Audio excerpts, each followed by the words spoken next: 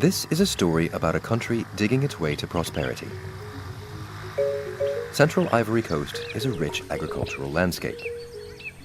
Life here revolves around crops. Most importantly, cocoa.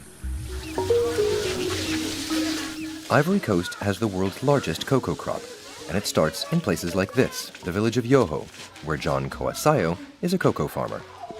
Profit margins for cocoa are notoriously thin. Mr. Koasayo gets less than $10 for a sack like this.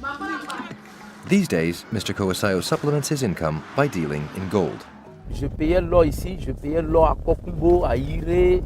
For a long time, mining was seen as a dirty alternative to the wholesome traditional farming lifestyle.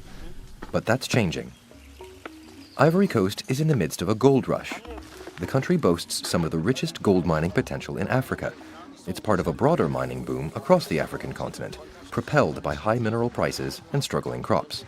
Hundreds of thousands of people are leaving agriculture behind to pursue a life in the mines. 5 minutes down the road from Mr. Koasayo's village, hidden in the bush, former farmers are operating a bustling, ad hoc mining enterprise. Mr. Koasayo makes cash as a middleman between the miners and foreign buyers. Quickly, and before long, a few tunnels evolve into a self-sufficient mining camp like this. The work is dirty and dangerous, with open shafts just steps away from living quarters.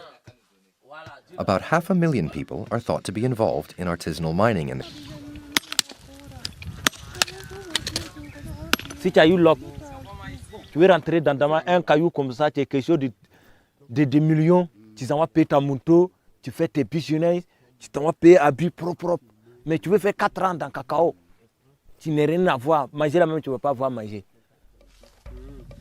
It's not the first time that artisanal and small-scale mining has helped develop agricultural economies. In the 19th century, road and banking systems that transformed the economies of countries like America, Australia, and South Africa. But that shift can come with consequences. An hour down the road in the gold rush town of Nisoko, the environmental and social costs of Ivory parent.